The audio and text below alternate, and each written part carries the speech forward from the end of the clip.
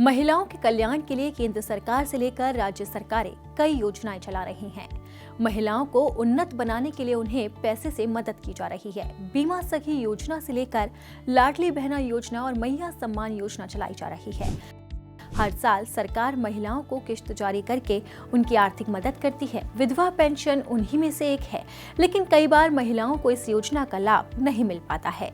ऐसे में उनके मन में कई तरह के सवाल उठते हैं, जैसे कि वो कौन सी वजह है जिसकी वजह से वो लाभ नहीं ले पा रही हैं। क्या कागजी कार्रवाई में कोई कमी है या फिर सरकार की तरफ से दिक्कत आ रही है। योजना की राशि नहीं मिलने से महिलाएं काफी परेशान हो जाती हैं। यहाँ तक कि उन्हें दफ्तरों के चक्कर भी काटने पड़ते हैं, लेकिन तमाम कोशिशों के बावजूद उन्हें लाभ नहीं मिल पाता। जानकारी के अभाव की वजह से महिलाएं योजना की राशि नहीं ले पाती।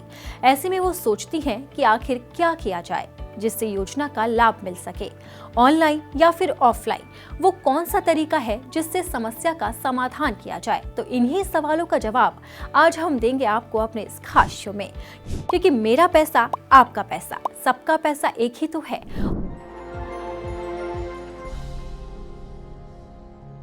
हमारे वरिष्ठ सहयोगी अनुराग मिश्रा जुड़ेंगे और वो बताएंगे कि सरकारी योजनाओं का लाभ आप किस तरह से ले सकते हैं और अगर पैसा अटकता है तो कहां पर आप शिकायत कर सकते हैं।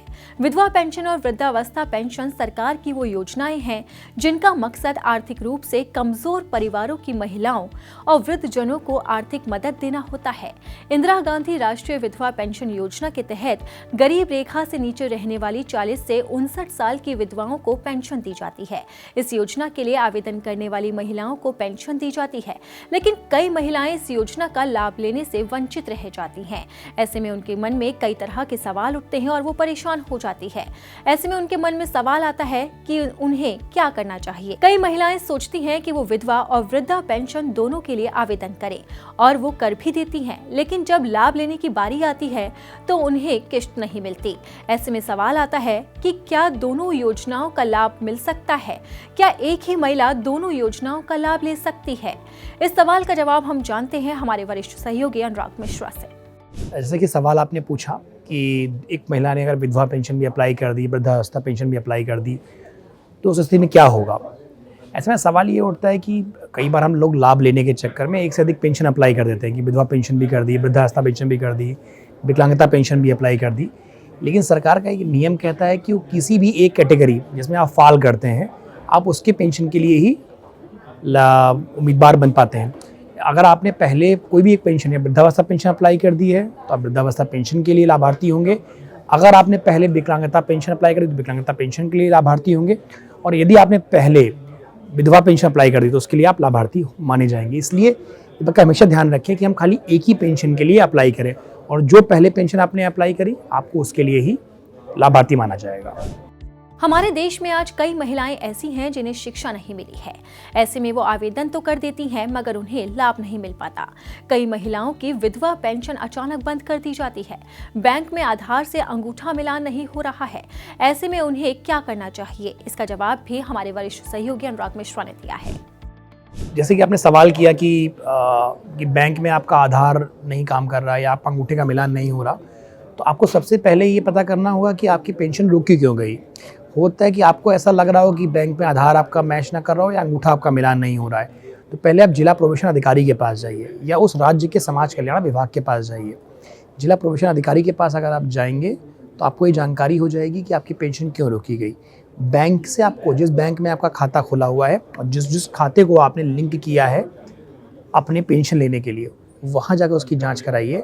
और अगर आपने कभी कभी ये दिक्कत भी देखने में आती है कि लोग साइन कर देते हैं और बाद में अंगूठा भी कर देते हैं, तो आप सिमिलरिटी रखिए, समानता रखिए कि या तो साइन करिए या अंगूठा करिए, और अंगूठे का मिलान बैंक में ही दोबारा से रीवेरीफाई होकर करेक्शन किया जाता है। तो अगर अंगूठे में कोई दिक्कत है मिलान में तो आप बैंक पहुंचिए। जब भी हम ये शो लाते हैं तो कमेंट बॉक्स में लोग कई तरह के सवाल पूछते हैं। उन्हीं में से एक सवाल भी ये था कि जब मानक के तहत पेंशन जारी की जाती है फिर अचानक बंद क्यों कर दी जाती है। तो इसी सवाल का जवाब जानते हैं हमारे वरिष्ठ सहयोगी अनुराग मिश्रा से। सवाल एक पूछा कि आपने मानक के तहत पेंशन बंद कर दी जाती है और एकदम से आपने मानक पूरे अप्लाई किए हुए हैं। कई बार ऐसा होता है कि आपको बार बार अपने जो मानक हैं, जैसे कई बार लोग अपना बैंक में पैन जमा नहीं करते, आधार जमा नहीं करते, उसकी परेशानी एक बड़ी परेशानी बन जाती है, तो आपकी पेंशन रुक जाती है। आप इसलिए वर्तमान में सबसे पहला काम ये है कि आप अपना पैन और आधार को लिंक कर लीजिए। दूसरा सवाल ये उठता है कि आपने सारी अर्हताएँ पूरी करी थी, नहीं करी थी। इसके अलावा जीवन प्रमाण पत्र ये आपको रेगुलर इंटरवल पे जमा करना पड़ता है कि आप अभी जीवित हैं, या कई बार सरकारें देखती है कि एक अवधि तक है, उसकी भ्रामकता दूर करने के लिए सरकार रीवेरीफाई करती रहती है, तो आप रीवेरिफिकेशन के लिए जाइए। अगर फिर भी आपको कोई दिक्कत आ रही है तो आप इसके लिए जिला कल्याण विभाग जो भी आपका मौजूद है वहाँ भी आप आकर बात कर सकते हैं। अगर महिलाओं की पेंशन नहीं आ रही है तो वो पास के दफ्तर में जाकर शिकायत भी कर सकती हैं। वो ऑनलाइन शिकायत भी दर्ज करवा सकती हैं। अब सवाल उठता है कि शिकायत का प्रोसेस क्या है, तो हमारे वरिष्ठ सहयोगी अनुराग मिश्रा ने इसे बहुत अच्छे से समझाया है कि महिलाएं कैसे और कहां पर जाकर शिकायत कर सकती हैं ताकि वो योजना का लाभ ले सके। आपने पूछा कि अगर पेंशन नहीं आ पा रही है, आपने सारी चीज़ें सही कर रखी हैं, तो शिकायत कहाँ करें। शिकायत करने के लिए अगर में कई विकल्प होते हैं। आप कलेक्टर के यहाँ शिकायत कर सकते हैं, उस शहर के, उस जगह के। आप समाज कल्याण विभाग जो है उस राज्य का, वहाँ जा सकते हैं।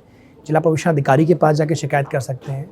इसके अलावा ऑनलाइन विकल्प भी मौजूद है। आप department of pension and welfare की जो वेबसाइट है उसमें जाएँ, वहाँ पर पूरे ऑप्शंस दिए गए हैं कि आपकी पेंशन इतने दिन से नहीं आ रही है, आपको अपना रजिस्टर्ड नंबर देना पड़ेगा, आपको नहीं पेंशन की डिटेल देनी पड़ेंगी। उसके अलावा वहाँ पर एक नोडल अधिकारी बनाए गए हैं। ये राज्य स्तर पे भी बनाए गए हैं, ये केंद्र के स्तर पे बनाए गए हैं। आप उन नंबरों पे सीधे फ़ोन कर सकते हैं या कर सकती हैं, वहाँ पर आपकी शिकायत दर्ज कर ली जाएगी। इसके अलावा आपको एक टिकट नंबर जारी हो जाएगा। आप अपनी शिकायत की जो स्थिति है उसको लगातार जाँच भी सकती हैं। इसके अलावा आप वहाँ के पार्षद, अपने क्षेत्र के पार्षद, विधायक और सांसद से मिलकर भी इसकी शिकायत कर सकती हैं और उनसे सहायता ले सकती हैं कि मेरी पेंशन नहीं आ रही। वो भी इसके लिए आपके लिए मददगार साबित हो सकते हैं। महिलाओं की उन्नति के लिए देश में कई तरह की अब योजनाएं चलाई जा रही हैं। विधवा पेंशन योजना भी उन्हीं में से एक है, लेकिन कई महिलाएं इस योजना का लाभ लेने से वंचित रह जाती हैं। लेकिन अब उन्हें परेशान होने की बिल्कुल भी जरूरत नहीं है, क्योंकि आज हमने इस वीडियो में आपको बहुत अच्छे से समझाया है कि अगर आपकी योजना की राशि अटक जाती है तो आप कहां, कैसे और किस तरह से शिकायत कर सकती हैं, और अगर आप इस योजना का लाभ लेना चाहती हैं तो आपको क्या प्रोसेस अपनाना होगा। मैं उम्मीद करती हूँ कि आपको हमारा इस खास शो जरूर पसंद आया होगा, और इसी तरह के सवालों को जानने के लिए आप हमारे इस खास शो मेरा पैसा को जरूर देखें। और अगर अब तक आपने हमारे चैनल को सब्सक्राइब नहीं किया है तो लेटेस्ट खबरों और इस तरह के कार्यक्रम को जानने के लिए आप हमारे इस चैनल को जरूर सब्सक्राइब करें।